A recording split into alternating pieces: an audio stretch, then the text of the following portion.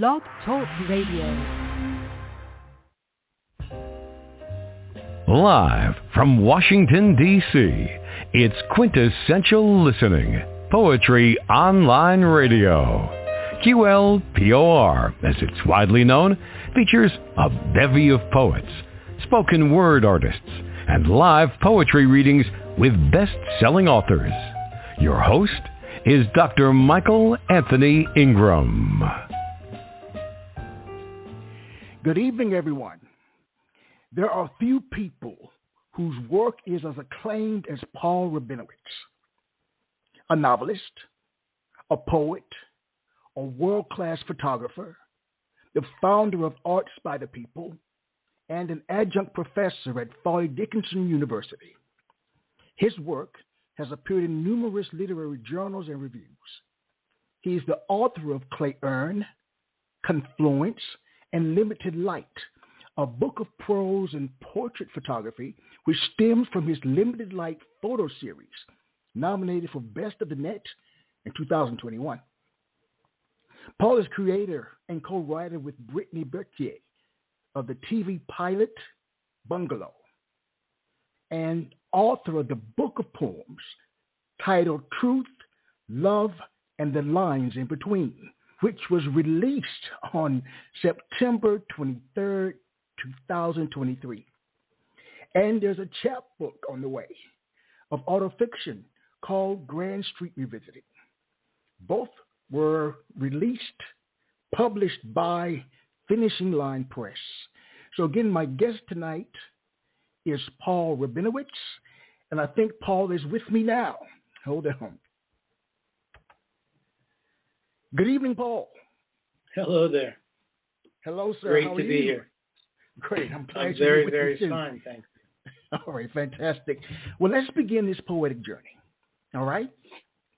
You got it. Paul, what is poetry?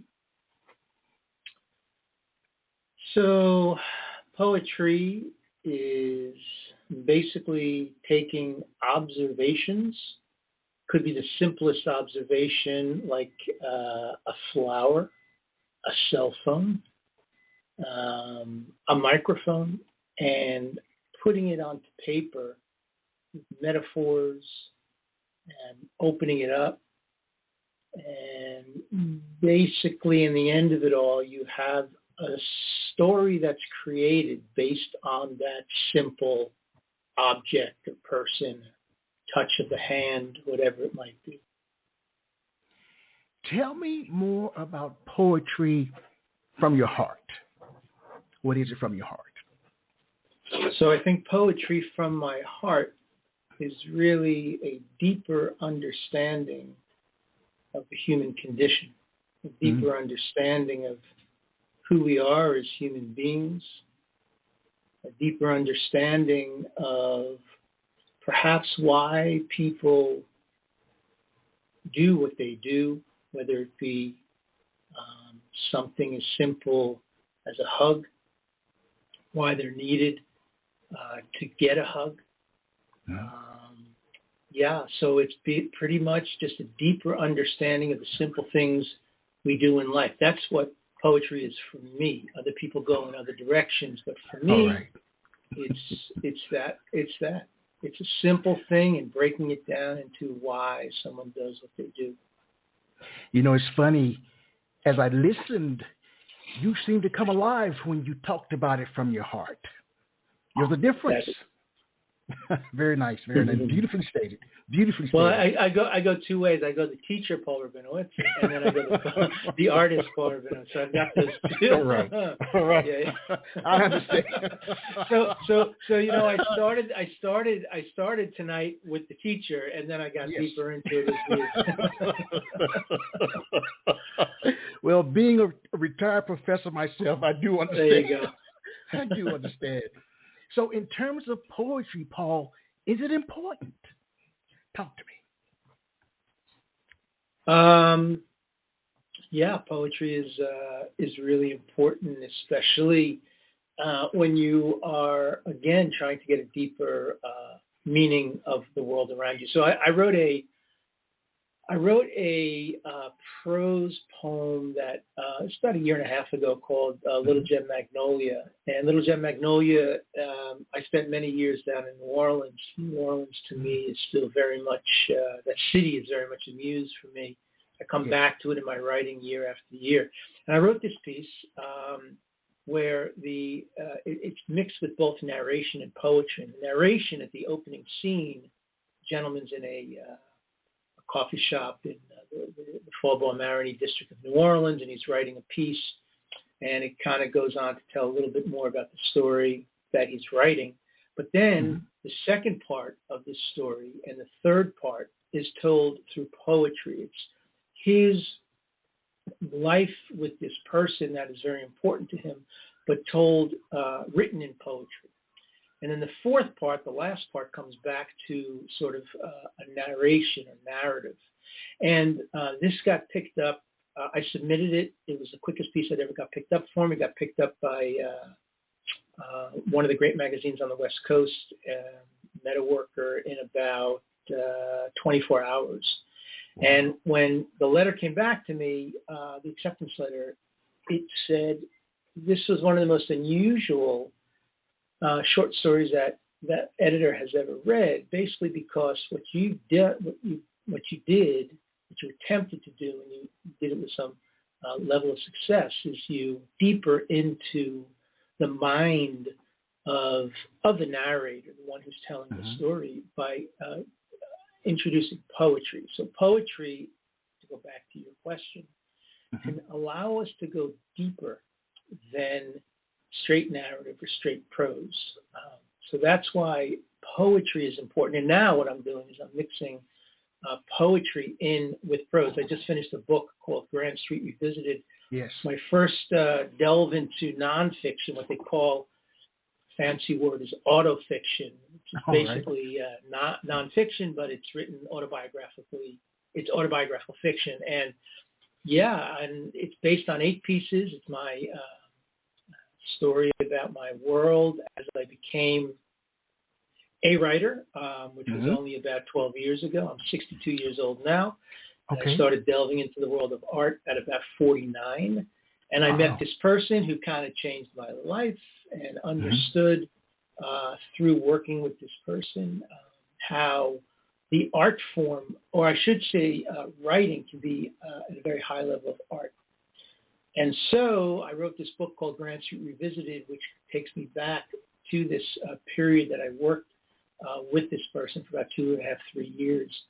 And the book is written in 8 pieces, where 5 of them are nonfiction prose, and the other 3 pieces are, again, poetry. And once again, the poetic the observation of the narrator, who is me in this one, because it is not fiction, sees the situation through his poetic eyes. So that is why poetry is important. It allows us, I feel, to go deeper. Okay. I'd like you to come back when Grand Street Revisited is published.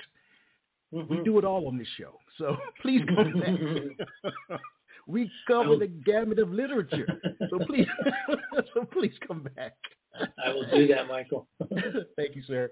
But you know, Paul, there are people out there, though, who believe that poetry is dying. Where's your take on it? Well, when I can't say, okay. So if I take a step back, I did not learn, I didn't study writing. So in other words, I came very, very late in my life to writing, both poetry and prose. Okay. And so I had no parameters. I didn't have anybody saying when I was 20 or 30 or 40 that this is right or this is wrong or this is what you've got to do. And these are the books you have to read.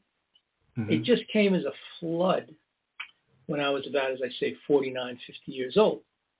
So I didn't even know really what poetry was. I don't think I really ever read poetry prior to that. Maybe one of the 2 great, poems that I had to read at university, but other than that, not really. And then I started writing fiction. It was a story that I wanted to tell that happened to me when I was younger, and I felt would be an interesting premise for a novel. So I wrote the novel.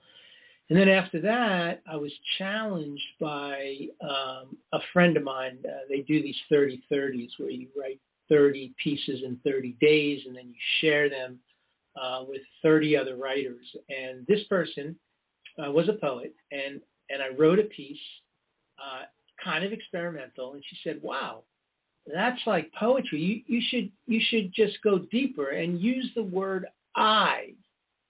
And I said, "I? That's interesting. I'm a fiction writer. We never use the word I because we get to hide behind the bushes. We get to hide behind our characters." She said, "Well, try it with the word I."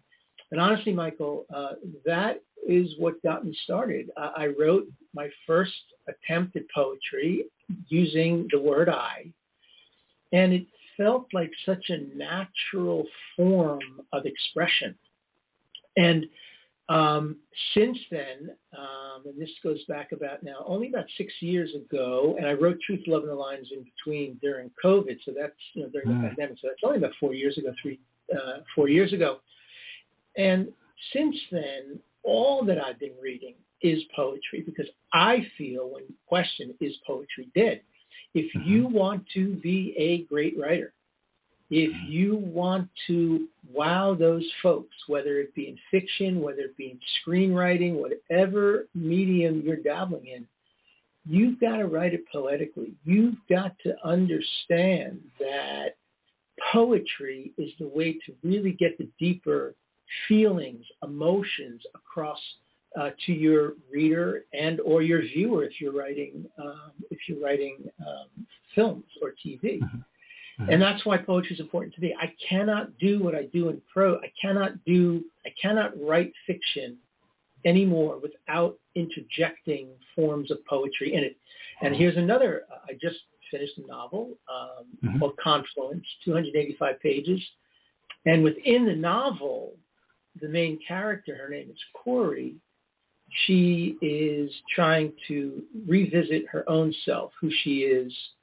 And she also does it by taking her journal out and actually writing poetry. So the reader is exposed to her poetry, which is really my comfort level now with poetry, again, thrown into a fiction novel. Very nice. Very nice. I'd like you to share with me an early experience when you learned that poetic language had power, I guess in the last 12 years or so. When did it just blossom? What happened? So I learned how to write poetry by going to a literary open mic. So I learned poetry by listening to poets, sometimes slam poets, spoken word poets, lyrical poets, and I would just listen. And this was like a 2-hour event. And I went religiously every month, and I just kind of absorbed how these poets were reading and how it affected me. And some poetry was really complicated for me to absorb through my ears, through the oratory world, so to speak. And others just like penetrated, went right to me, and I just got it. And it was like, oh my God, that was beautiful. And after 4 or 5 years of listening to these poets, I began to realize why some of them were easy for me to grasp and why others were not. And I started mimicking some of those poets. And so little by little, what began to happen is I began to then participate, bring my own work to this open mic. And I remember I read a poem. This might probably goes back about 5 or 6, maybe even 7 years ago. I read a poem at an open mic, and I felt the audience gasp at the end. I felt the audience go, whoa. And whether it be real or not, because as we know, sometimes We imagine certain things that aren't even really happening, but we feel it. Like a jazz musician, he's improvising, they're improvising, and they feel this thing, and it just comes to them, and they just kind of riff off of that. And I heard those people say, "Oh my God, that's beautiful," or, "Oh." And that's the first time that I realized that this poem that I wrote was resonating with other people in a way that was actually moving them to comment while I was there up on stage. And that's a powerful feeling. That's yes, where, it is. Yeah, that's a powerful feeling. So, was it like lightning? What you felt? Yep. Was it that strong? Were you thunderstruck? Yeah, I think there was some of that, Michael. I think there was some feeling of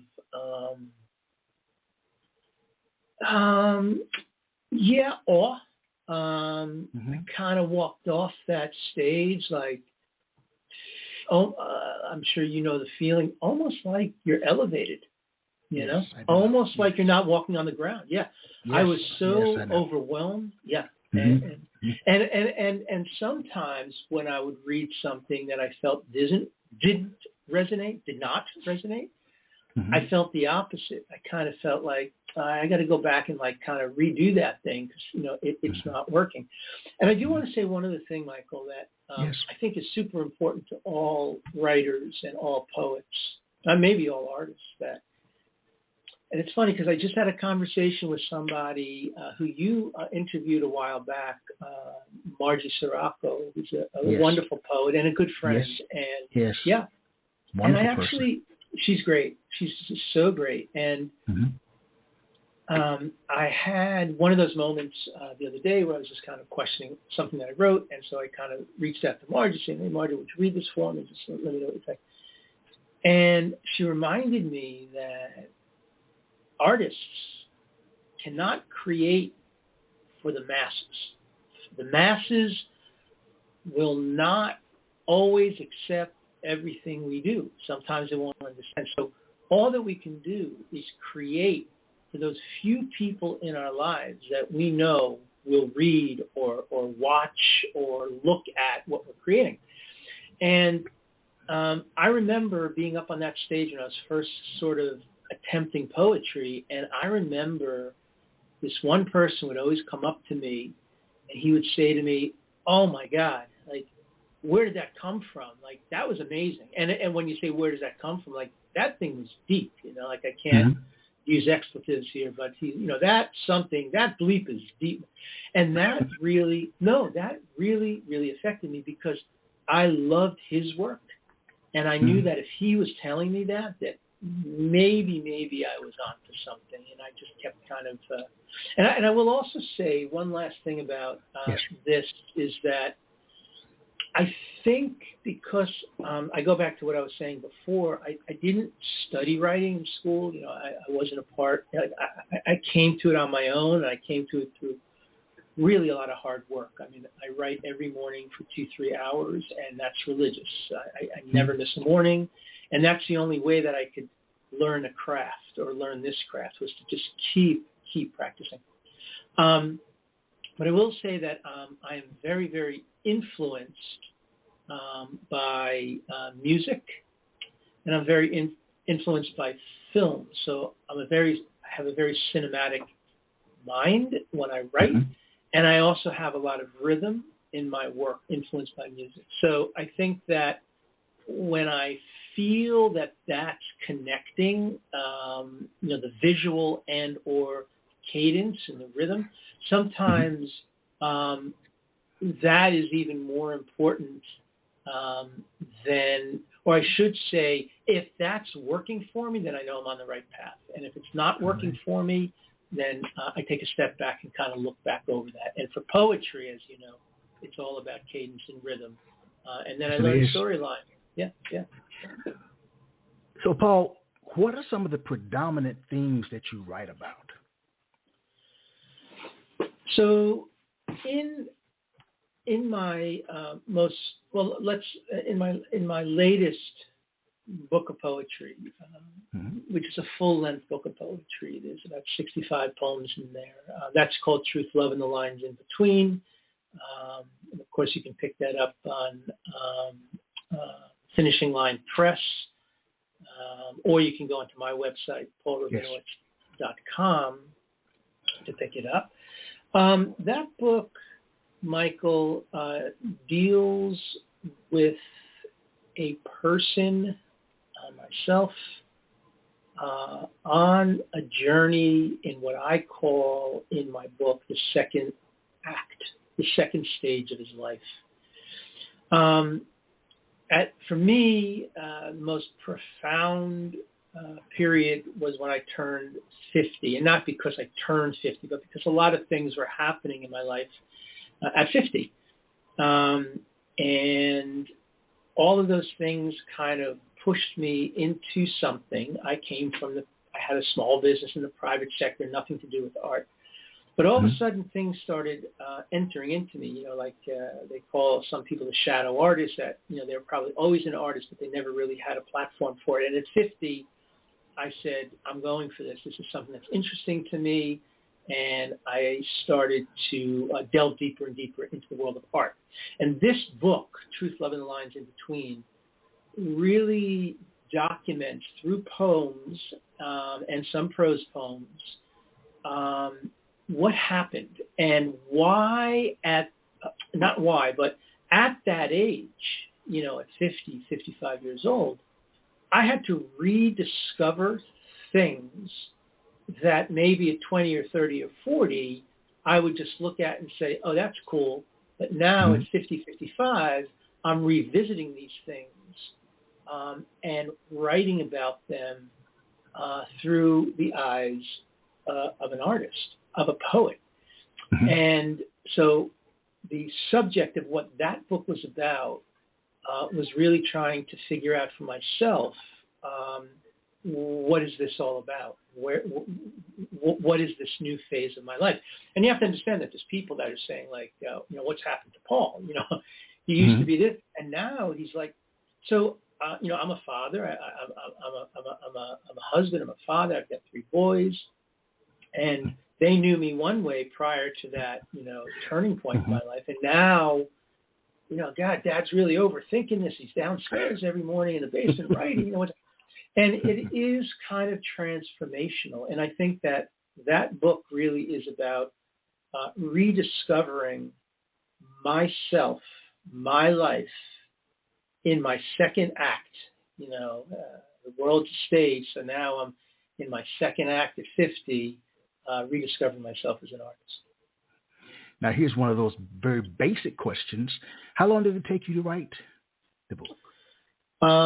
So I actually did something that I'm going to share with everyone because I think it's a really great. I don't know. For me, it worked. It was kind of an interesting vehicle. So I'm a very disciplined human. So I, kind of like when I set my mind to something, I'm going to figure out a way to get it done.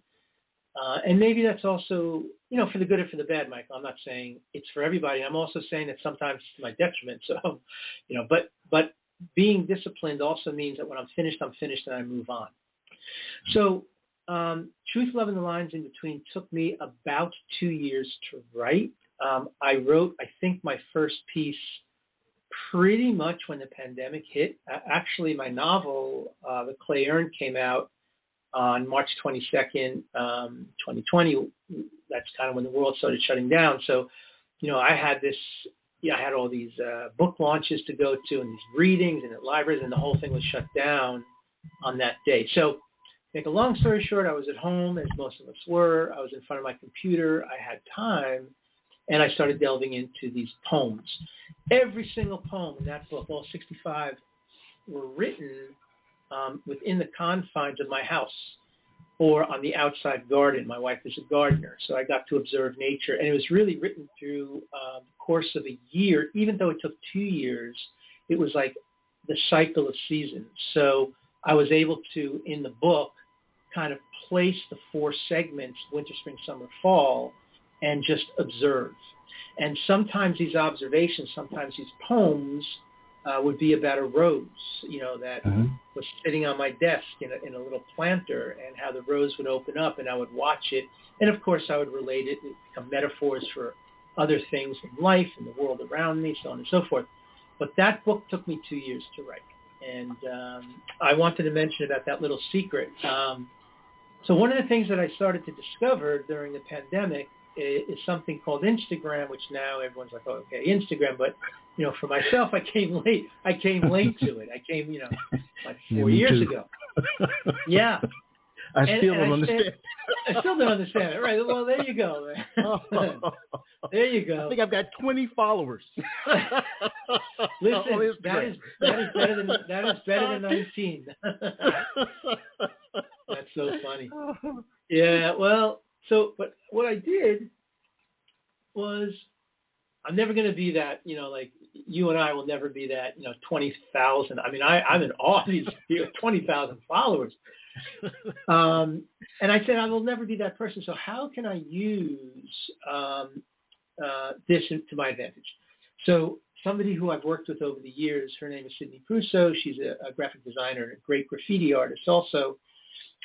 She said, well, you know what I do? I just use Instagram solely for my professional use. In other words, if I want to talk to friends or reach out, I do Facebook. But for Instagram, she said, I keep it to my art. And I said, well, that's interesting because I can kind of curate something there if it's just my art. So what I started to do was something that actually pushed my writing forward, and I actually challenge everyone to do this. On Instagram, of course, you can, post whatever you want. And so what I decided to do is I decided to do like a checkerboard. I would post maybe one of my photographs, but next to it always had to be a written piece, and then another photograph, and then a written piece, and then a photograph. Well, sometimes, and the photograph didn't have to necessarily be my photography. It could be like a poster for a film that I made, or it could be an award that I just won, but it was a photograph, right? I'm uploading a photograph. So I disciplined myself to keep hell or high water. No matter what came, I would never put two photos together. That meant that in order for me to post another photo, I had to write something, because it always had to be photo, written word, photo, written word, photo, written word. If you go onto my website, my Instagram page now, at Paul Rabinowitz, you will see that. And all of those, in between photographs, or the pieces that I posted in between the photographs, many of those ended up in Truth, Love, and the Lines in Between. So I was putting out like a new poem every 3 or 4 days, because I was so anxious to put up another poster or another photograph.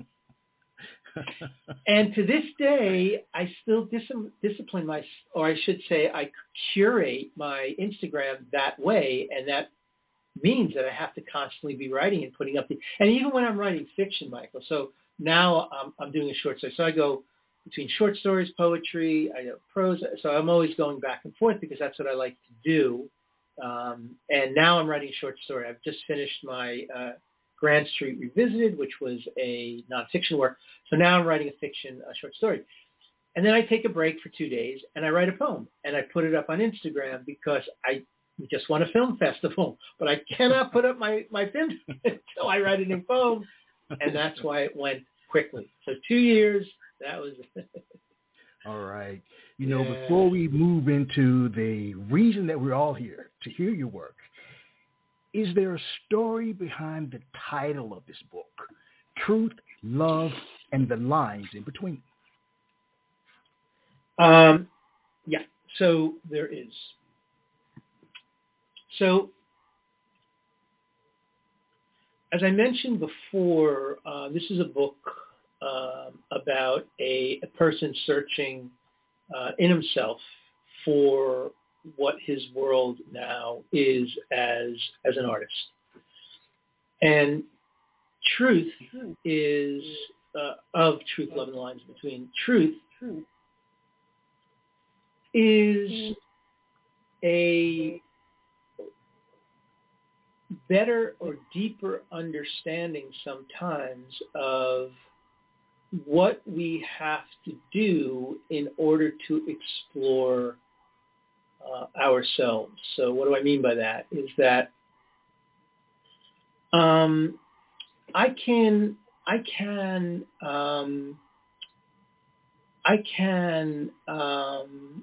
explain to somebody something that's happening to me at that time, and that's the truth of it. Mm-hmm. But sometimes that truth of what I'm explaining is not necessarily how it was perceived before. So, for example, Michael, here I was at 57 years old doing a performance of my poetry in a underground kind of cabaret where the average age of the other artists was maybe 25 years old.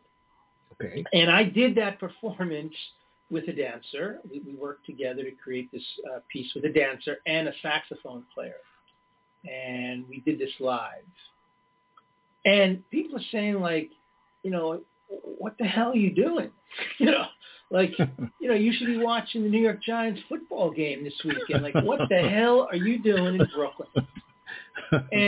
And sometimes I needed to get Michael closer to a truth. I needed to do things that maybe I had missed when I was 25 or 30. And maybe I was always an artist, but I just went in a different direction. Maybe for whatever reason, I just didn't go there. And now I have to rediscover that. So there's an element of I needed to find the truth in what I was writing about. Love.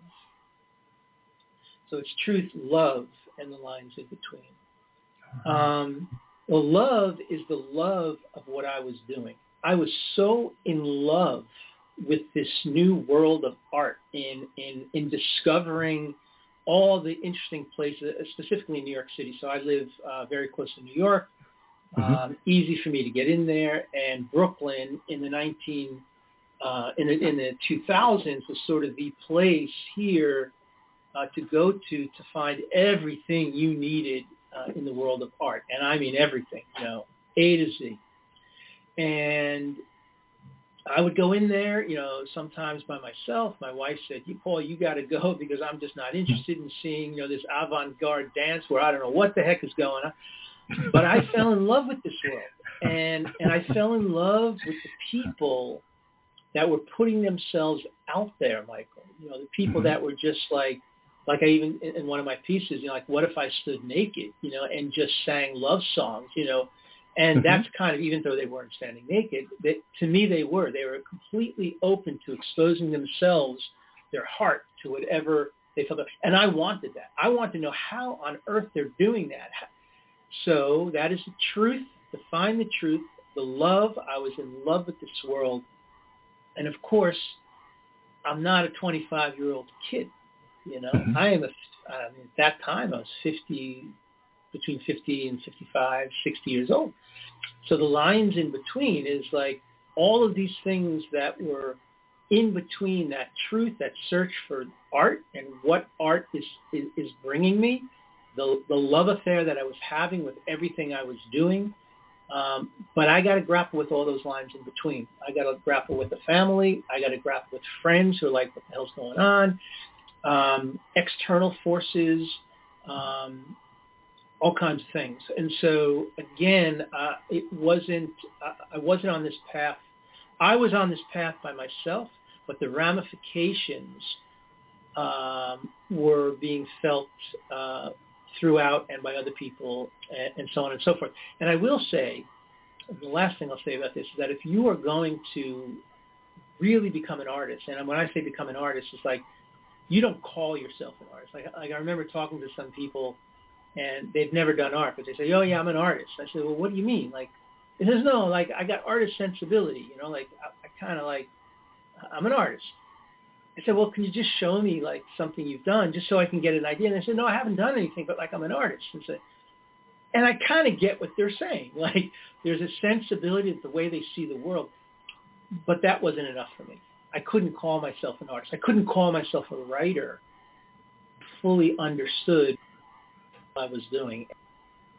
You've got to take risks, and you've got to go out on a limb, and you've got to walk a tightrope sometimes. And that's tight wire. And that's what I did. Wow. So that's very nice. Love in the Line. All right. You know, I love hearing about titles of books as well as poems. Paul, please share 4 of your poems back to back. Sure. Just give me 1 second.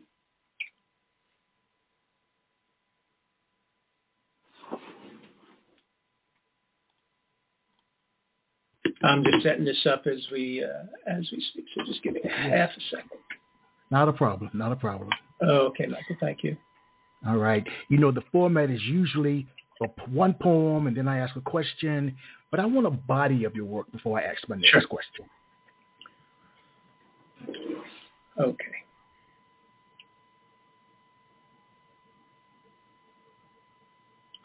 This is called In the Original Language.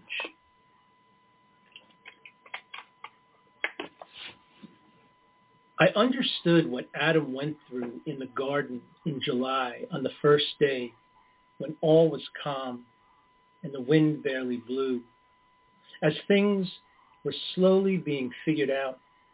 But wonder what Eve was looking for, because she understood more than he would ever know, and she was complete, and her body was truth. And like a dancer that moves away from a small town in Ohio or New Mexico, or a place that no one goes to unless someone is dying, you found me sitting alone on a park bench with paper and pen, and said your name in the original, which is Chaya, as in living, as in the present tense.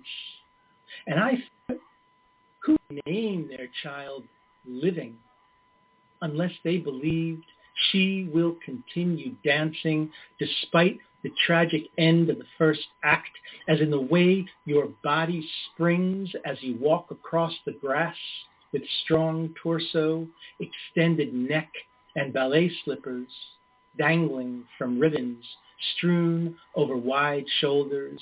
And I deliberate about the enormity of our next move together. But like a visionary, you've already choreographed in your mind how all this will play out on stage as your eyes scan this perfect space of fruits and flowers, even a stream tumbling through a crack in the rock down a cliff into a small pool where 2 gazelles gather, drinking fresh water.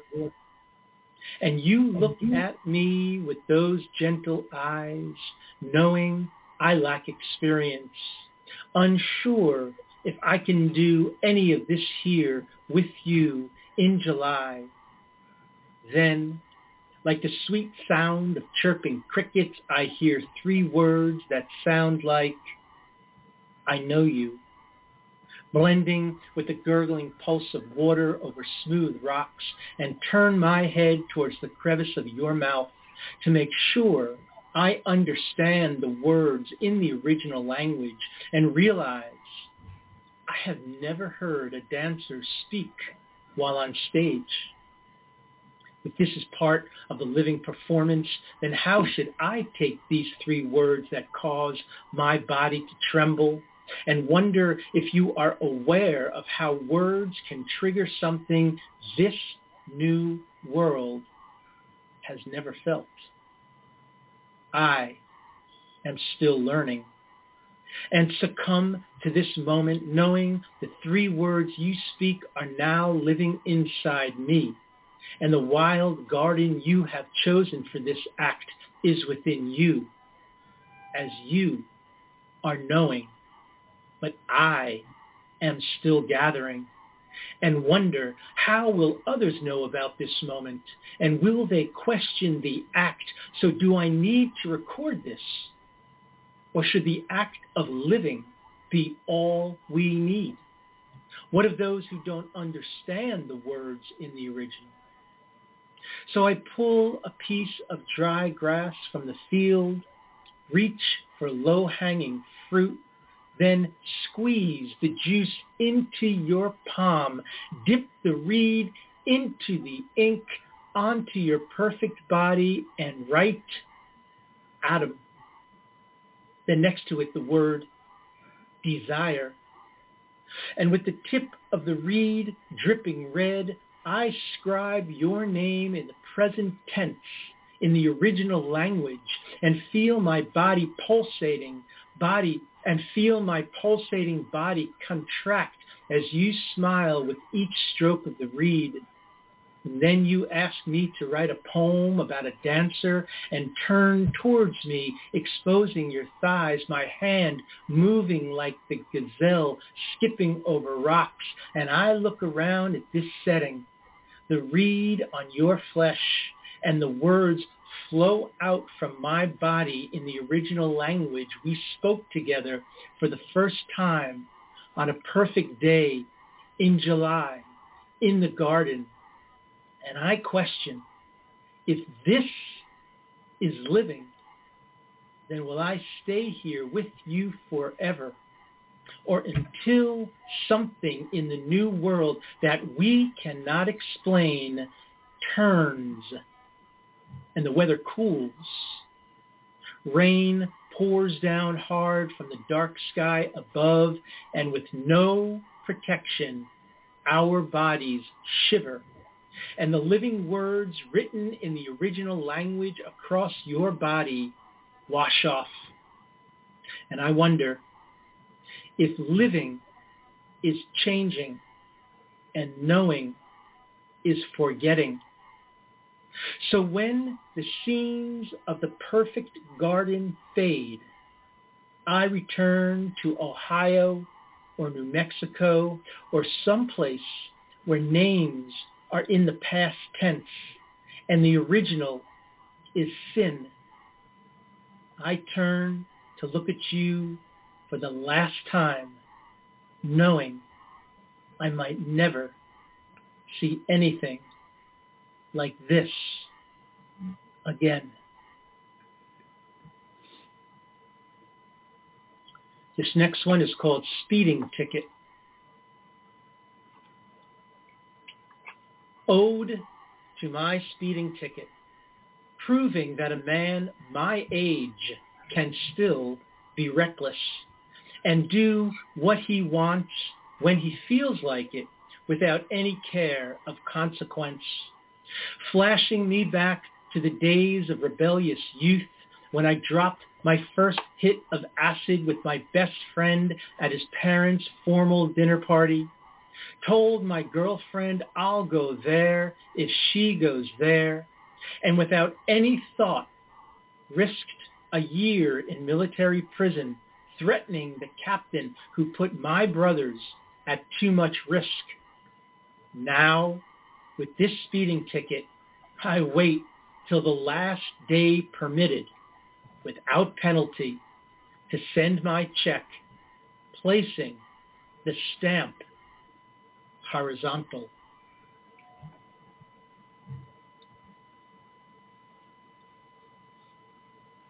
This next piece is called Dolly. I had the most interesting dream last night about a woman who dressed like Salvador Dali and a man who dressed like his muse, Gala. Each impression of the other fell for the impression of the other, but when their true selves were revealed, the man who dressed as Gala decided to borrow the clothes from the woman who dressed as Dali. The woman was so moved, she dressed in the clothes of his muse, Gala, and together they decided to photograph each other with an old camera that had no film. Yet the idea of the photo that never came to be became the idea for a novel that was never written. As he removed his tie, setting it on the waxed end of her elegant mustache. And the last one I'll read is called Tongue-Tied. It would be easy to explain if I were shirtless, covered in paint, atop a 12-foot ladder, layers of drop cloth underneath, Beethoven's Concerto No. 5 blaring. And with brush in hand and muscles flexed, I lean into a canvas, applying final touches around corners of your mouth. But instead, I sit alone with small fingers on plastic keys, conjuring stories about a conflicted artist who paints scenes of longing in early dawn, waiting for drips of light to uncover his darkness.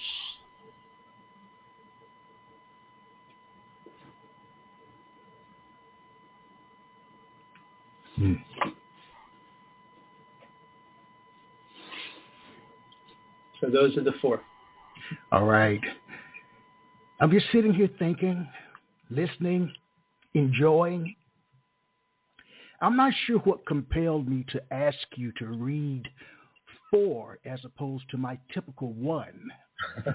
But I'm glad I did, because it gave me an opportunity to have a greater understanding of your writing, of the way you structure the lines. When you write, Paul, who drives, you or the poem? So I would say it starts with me and then the poem drives it. So, yeah, I think that when I write poetry, it first starts with an idea that I want to explore. And a lot of my poems are about poetry. A matter of fact, the first piece, or about writing, the first piece I read, because again, going back to truth, love, and the lines in between, the way that I can find out my truth, or the way I can understand the truth, and when I say truth, it's an understanding and acceptance, is through my writing. And even though I'm also doing photography, I'm making films, I'm always starting with the written word. That is where my truth comes from, and my stories come from. And stories and characters build towards some kind of understanding, some kind of truth.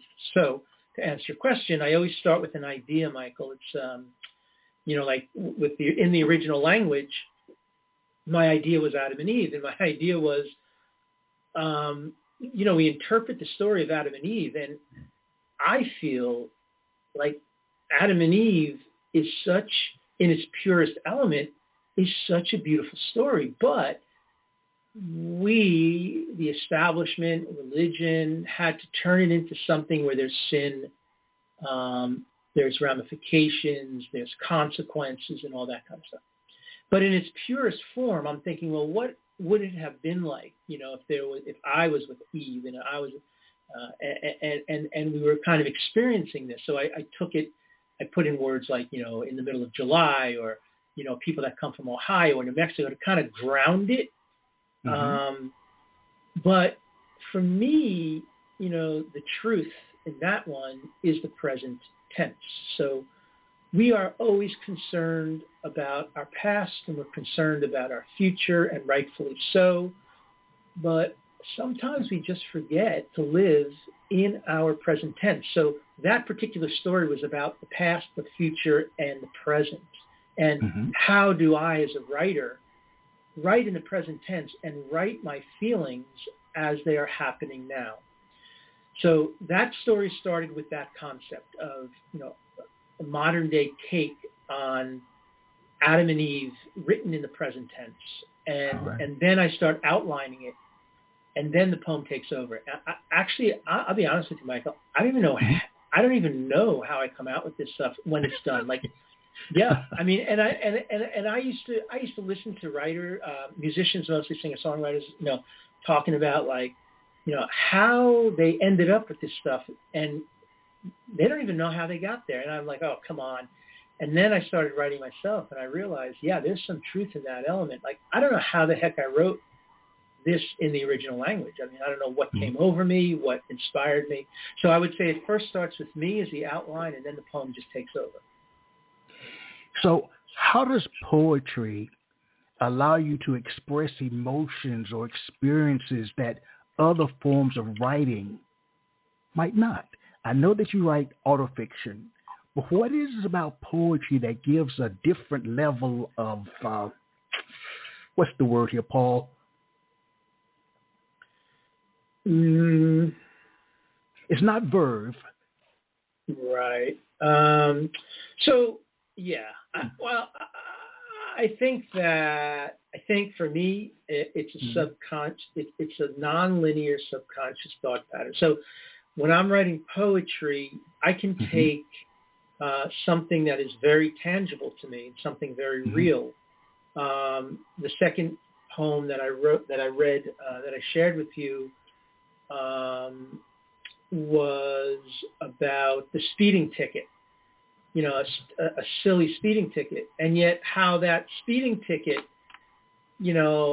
I put that speeding ticket into a poem that ends up talking about how crazy, or how we've lost a lot of that craziness as we get into older age, and the best I can do now is be really rebellious and place my stamp the wrong way and send it off to the government, Yeah, which is ridiculous.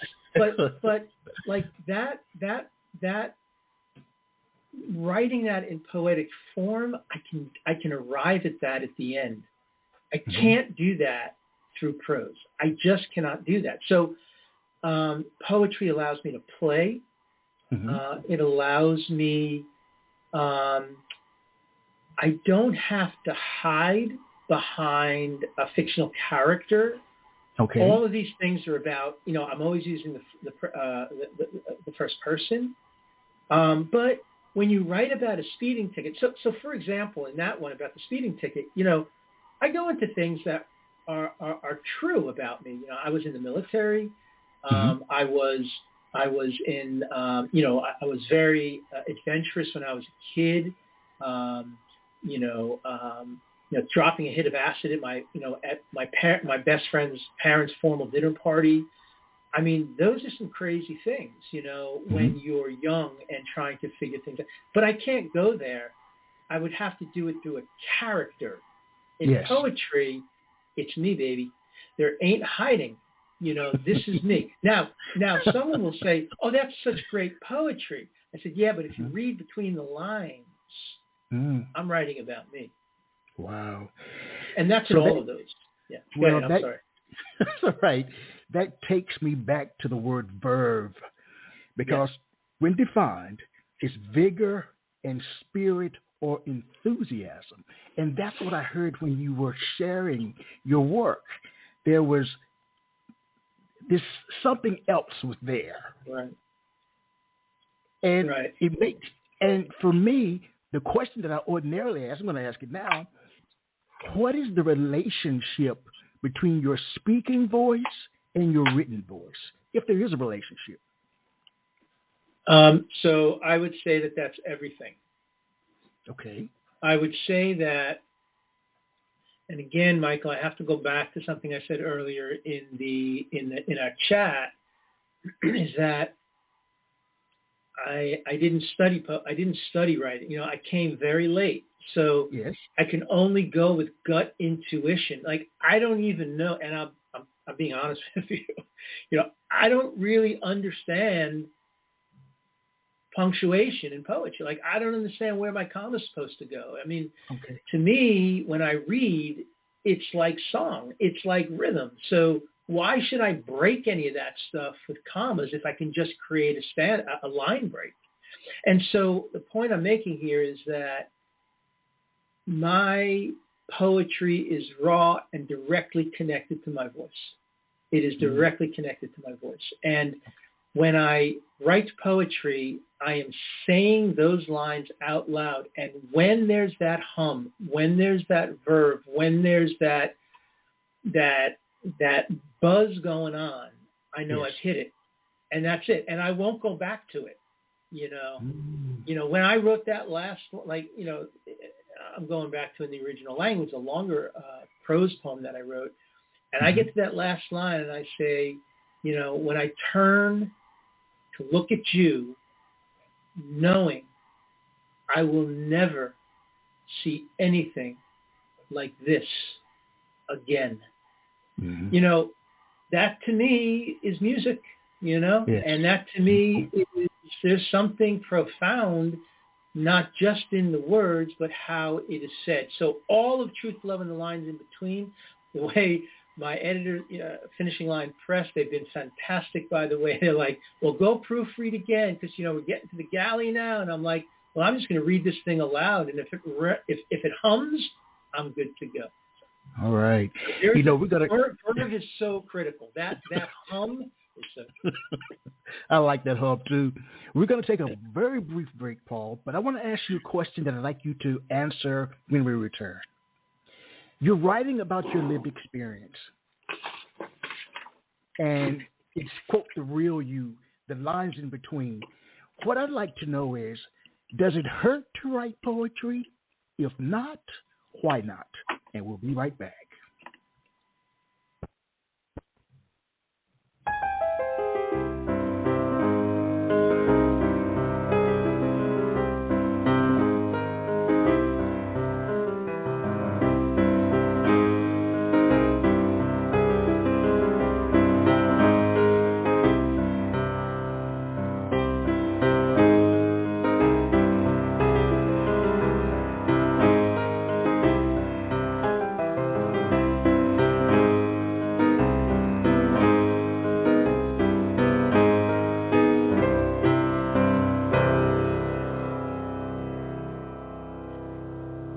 We are back. I am Michael Anthony Ingram. I am here with Paul Rabinowitz. Paul, my question, does it hurt to write poetry? If not, why not?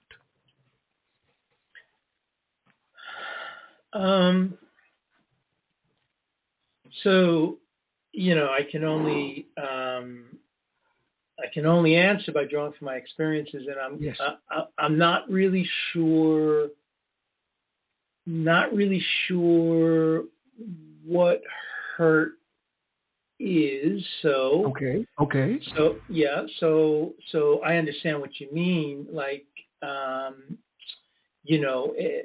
do we have to be?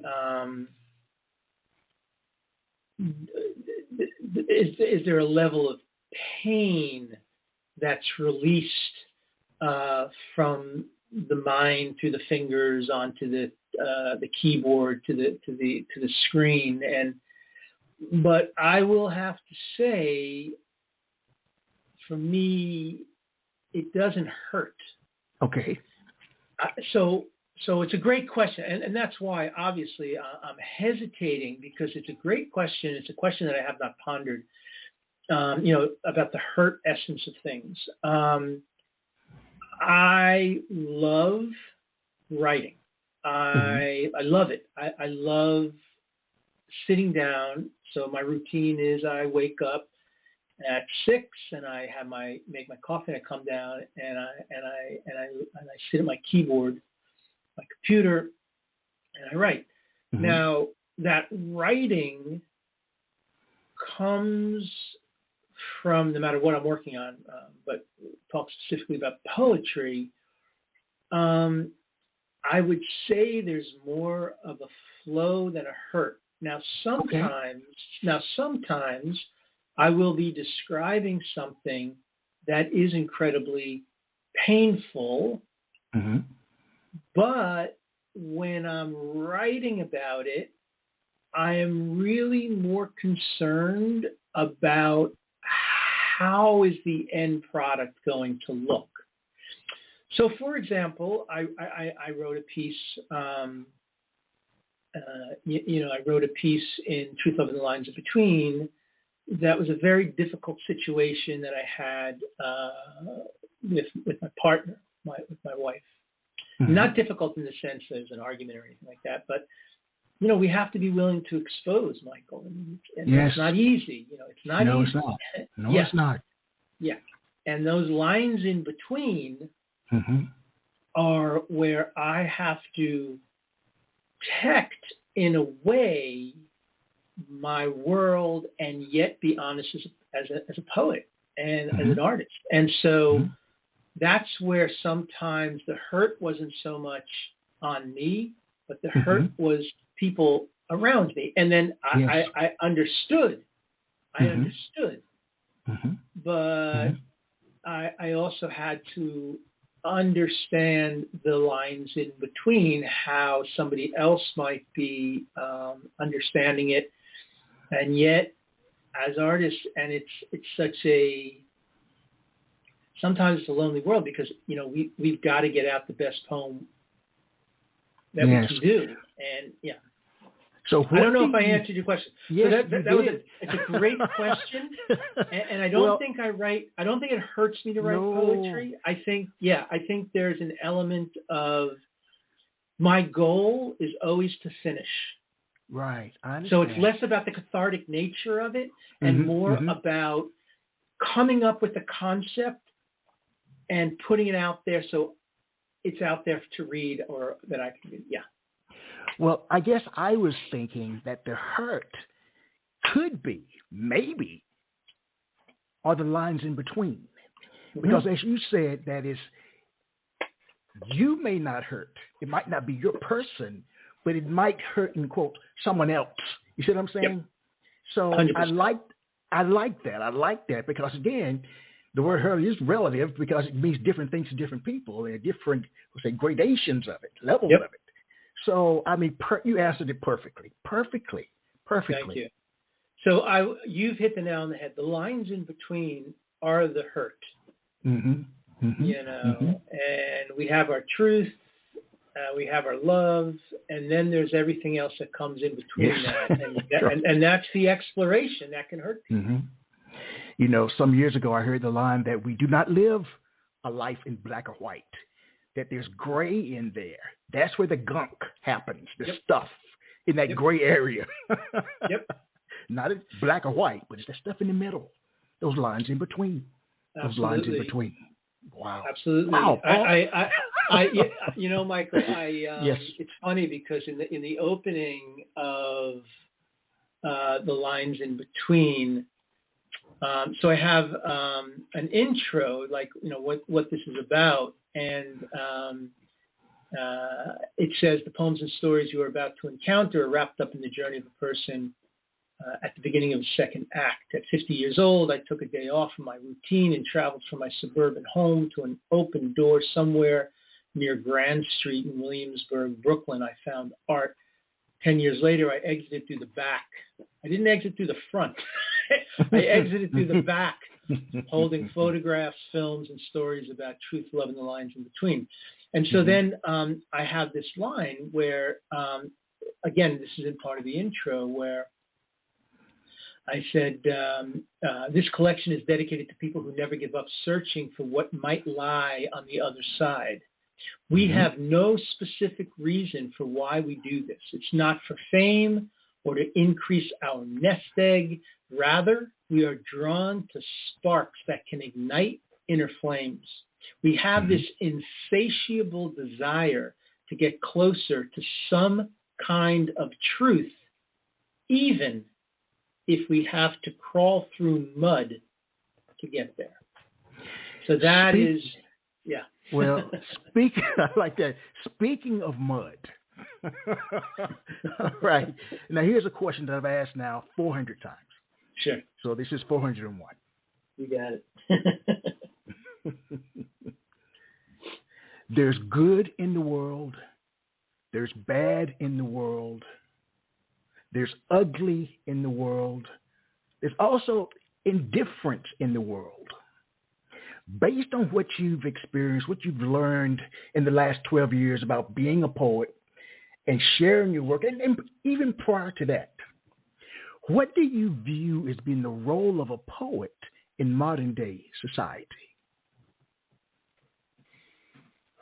I think that I have seen in my poetry lifetime, so that's in the last 12 or 13 years, I have seen here in our area of New Jersey, New York City, and I don't know about the rest of the country, but I think we're all on the same page. I have seen a resurgence of literary open mics.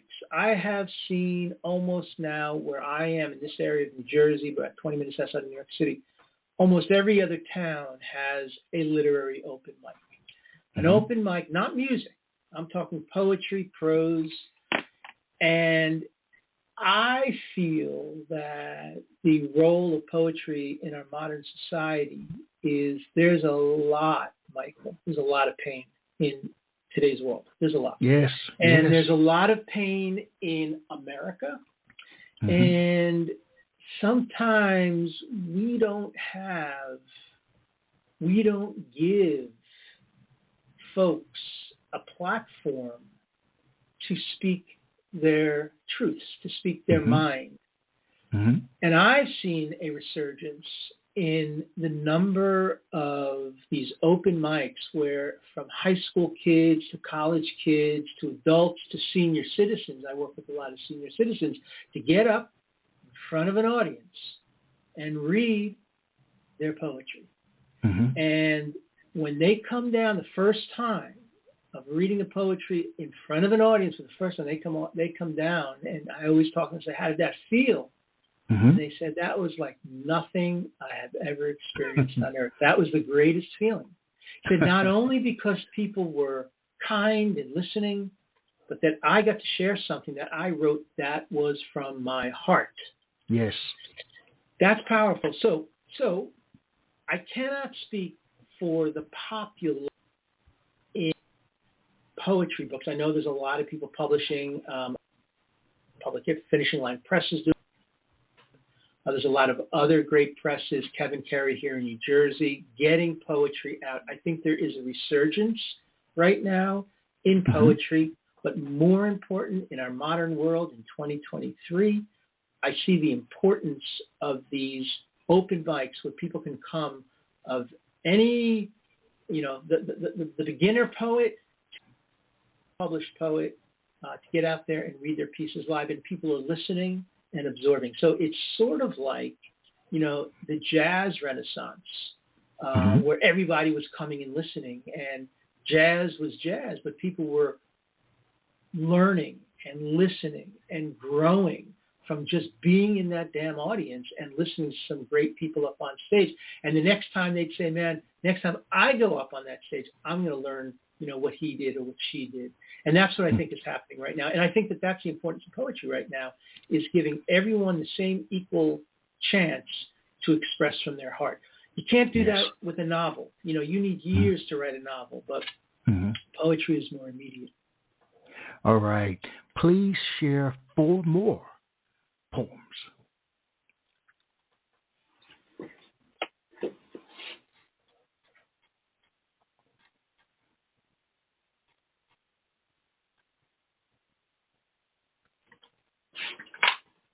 This one is called Quiet Morning.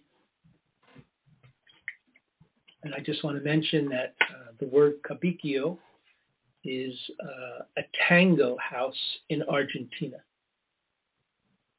Quiet Morning. If I were a true poet, I wouldn't sit for hours with curved spine and hunched back, laboring over every word, wondering how it might sound when read in the stillness of your quiet morning. Instead, I'd put down my pen, extend my hand, and wait for the music of the milonga to swirl between us, your dark eyes surrendering to my cabicchio.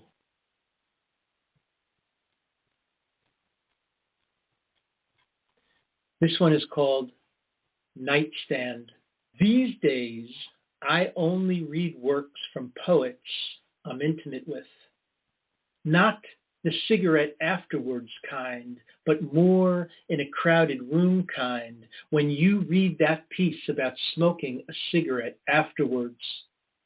Lips pursed round a narrow filter, inhaling nicotine, your body absorbing poison. Eyes shift to a copy of Gideon's Bible on the nightstand next to a stained panel wall.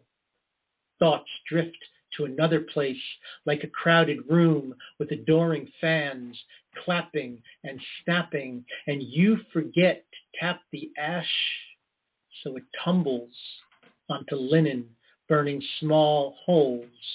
I push past the audience with heart racing, purchase the last copy, ask you to sign your name and place it on my nightstand next to an ashtray I took from an old motel I stopped into one night after working late somewhere near Bayonne, and open the book to that poem, inhale the fragrance lingering from your fingers where you signed your name under the title on a clear white page next to a graphic of a long ash across a Bible on a nightstand, still burning. This one is called Temporary Exhibit. Why is it when I visit the great art museums, all I do is watch the curious? Necks elongated, teeth clamped on lips, eyes like slits, maybe staring at a Picasso. And when they turn to look at me, studying them, I feel overwhelmed. These patrons of great art would take a moment to analyze what's in front of them. In the flesh, curved spine against blank white wall. Inside, the greatest art museum in the world.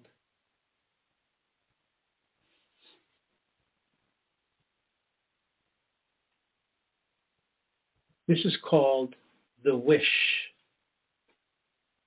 What if I could paint like you, piercing light through darkening skies? If I could weave stories by blending chapters about love and discontent? What if I stood naked, sang love songs that pry hearts open like the edge of a knife? I wouldn't struggle with the truth. No need for crayons whose tips are flat from making rainbows.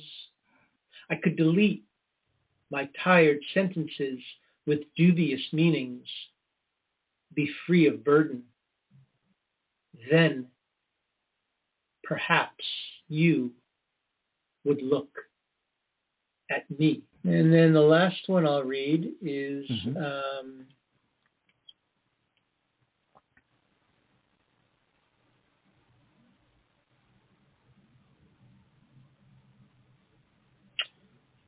I'll read Us Writers. Give it out to all of us writers out there. Us Writers. I remember it was Bernie who penned this song for Elton, alone in his room on a rainy morning, not because he needed something more to live on than black coffee or cheap wine, nor did he ever think about life with a top 10 hit. But just because us writers have this thing.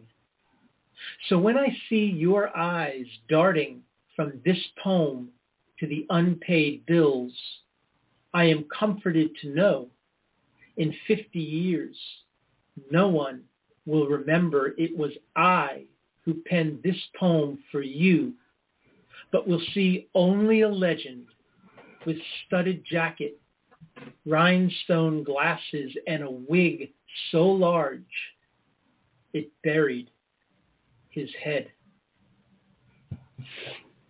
Wow. Thank you. My pleasure. I'm sure the listeners need a moment just like I do. Let's imagine for a moment, speaking of moments, that writing a poem is like baking a cake. What are some of the most prevalent ingredients that go into the concoction we call a poem? What do you put in your poetry, Paul? The first thing you got to do is be 100% sure, no matter what. And I am talking about no matter how much that feeling comes over you to do it, you've got to resist looking at the cookbook. Never look at a cookbook, because you're going to cook with feeling. And you cannot follow the guidelines if you're going to cook with feeling. So the first thing you do is you gather up all the things that you think are going to taste right. A little celery, a little garlic, a little onions. And you chop them up real fine like love. You know, when you're really in that moment, Margate playing on sound system, the glass of red wine, and you're chopping up these onions, this garlic and this onions, and then you're putting in the butter, not the olive oil, the butter into that pan. And you take that stuff and you put that into the pan, and there is a smell that is like your mother's home kitchen, cooking that stuff up. And you put all that stuff in and you let it simmer. And when that butter starts going, dancing and throwing up the onions and the garlic and the celery, well, now you know it's time to put in your andouille sausage. Chop fine, put it into that pot, and let that simmer, and let all of those great ingredients mesh in with that sausage. And you take a seat back, you go back, and you find that New Orleans playlist, French Quarter Music, 1986, and you put it on, and all of a sudden you hear the Neville Brothers, and you imagine that pot exploding with the voice of Aaron Neville. And you shake that pan, and when it's all right and ready, you put up the shrimp. You cut that shrimp real fine, you throw it in. You cut up the chicken real fine, and you throw it in. And then you take a little bit of wine, white wine, put it in there, you take a match, and you light it. And that whole thing kind of boils up and flames together with a smell that you've never experienced in your life. And then you cover it. And you let it sit there for about 25 minutes. You turn up another Neville Brothers song, and now you're just kind of sitting, having a glass of wine. 25 minutes, you remove that cover, you put in your rice, you cover it up again, you put in some bay leaves, and you put a little tomato sauce, and then you come to your final stanza. And when you're looking at that blank screen in your final stanza, you put your fingers on the keyboards, Michael, and you turn to that frying pan, and you turn to your partner, and you say to her, this is going to change your life. Wow. You know, I've never had a cake that had celery in it or onions. Oh, is that supposed to be a cake? Oh, well, forget that one. Oh, that's so funny. Did you say That's cake? why I was laughing, Rick. You know what? I don't bake, man. My roots of cooking is New Orleans, man. If anything goes on a frying pan and in the frying pan, rabbit, alligator, andouille sausage, there ain't nobody baking in New Orleans. I guess I was expecting metaphors and maybe some imagery. But we got a gumbo. You got it. You got a filet gumbo, man. That's right. Oh, that's great. All right. Well, all you listeners out there, I don't make a cake that way. So. That was so funny. That was great.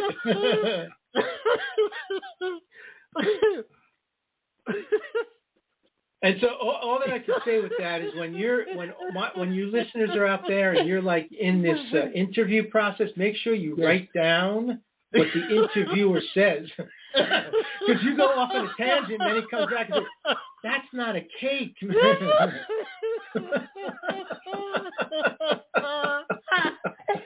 And then you listening to Tell It Like It Is. Oh, you know it, man. Baking the cake. Oh, the beautiful Aaron Neville, right? Yeah. Oh, man. The guy said make a cake. Tell it like it. Let your conscience be your guide. That's right. No, that's great. That's great. Sorry about that. I got a little lost in the Orange thing. That's okay. So, with this particular book, my friend, in terms of your target audience, are you hoping to reach a wide range of readers, or are you looking to target a particular group? So that's a great question. Actually, I was just talking to my wife Megan about that this morning. We were having a chat about that. Poetry is, I would say, is not unlike music, where you're going to have certain poets and poetry books that are picked up by a younger audience. And I don't know if a younger audience is going to pick up this book. I hope they do. Mm-hmm. I do teach, by the way, as you said in the bio, or yes, you opened up. And I use these poems with high school students, with college students, and they love it. They love talking about the art museums or Salvador Dali. So mm-hmm. I hope that's the case, but I would say that I just don't know. I'm going for a wider audience. The book comes out in a day. It was supposed to come out on the 22nd, but the printers are just delayed by a few days. I have my book launch on October 22nd. And if you're in New Jersey, Madison, go onto my website, paulrabinowitz.com, and you'll see all the information. And there are all ages there. My book launch, my followings range from high school students right up to senior citizens. So I hope it reaches out to a wider audience. All right. I've got 100 questions to ask you. And I'd like to, if we can arrange it, for you to come back before the end of the year. Sure. So that you can read some more of your work and sure. Make another cake. I was going to say maybe I'll even get a recipe down for a cake. Okay, but seriously. Yeah, go ahead. You're going to be thinking about that, right? Oh my God. What do you think your work, your poetry conveys about the human condition? Oh, that's the great question right there. I think that we are all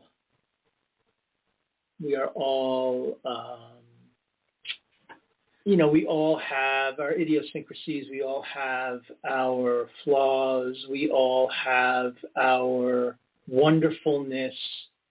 And I think that the human can, for me, my poems, and I think that it's not just in my poetry, but also in my novels, we see all sides of humans. And that's what I'm most interested in. So my medium is human beings. I love writing about humans and all their ups and downs, their ins and outs, the sadness, the sad parts, the happy parts. And I think Truth, Love, and the Lines in Between, this particular book, really deals through the eyes of the poet, but dealing with all of these different situations that humans are in, especially me as I was writing it.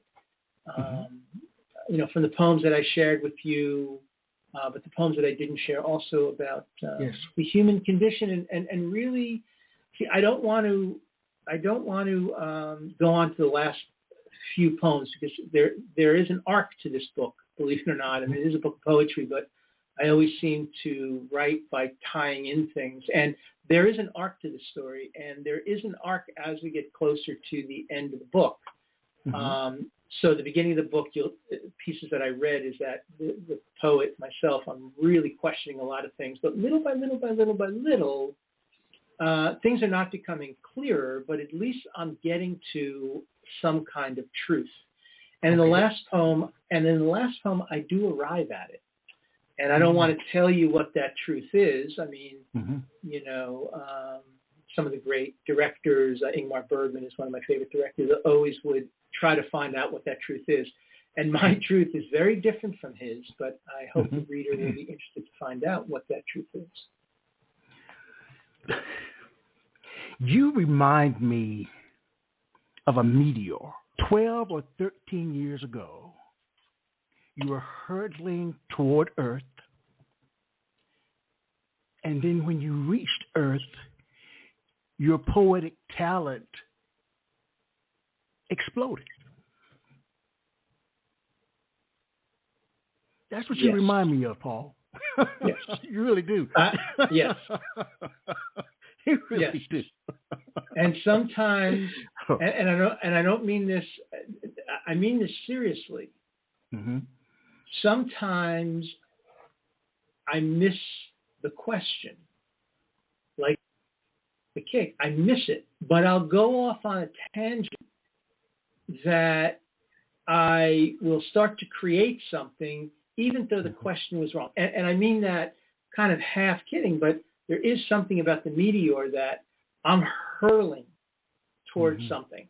Yes. I don't know what it is. What it is, but I'm moving fast towards something. And every day I'm creating. I mean, I just create. I was just working on something this morning, actually, that could sort of change in a way the way the traditional book reader reads a book. And I don't want to get into that now, because it'll be, if the next time we get together, I can talk about Confluence. Confluence is the novel that I wrote that is now being pitched to agents and also publishers, because presses, because I think it might be so avant-garde. And again, I'll talk about it a little bit in the next meeting. So avant-garde that I'm not even sure if a traditional agent will want to take a chance at it. But yet, I think it's where, quote unquote, books and the literary world is going. And I'm experimenting with that now. And that's a culmination of writing, working with dancers, and working with films. And now I'm putting that all together into an experience for the new experience of a reader. Wow. So still moving like a comet. You are the man. I just have fun, man. I just have fun and cook my gumbo. I'll never forget that. Oh, that's so funny. That's so funny. When you put those onions in there the first time. Oh, man. They're sizzling, man. And you notice that I said never put olive oil, because real New Orleans cooking, man, it's butter. All right. You will be back, Paul. And we have to schedule it. I want you to come back and we can talk some more and laugh some more and just be some more. All right, then. To the listening audience, as I share with you every time we're together, let poetry ring somewhere throughout the land. Good night, Paul. Thank you, Michael. Okay. Quintessential Listening, Poetry Online Radio, is available on iTunes, Spotify, SoundCloud, and Stitcher. You can also check out the website at qlpor.com.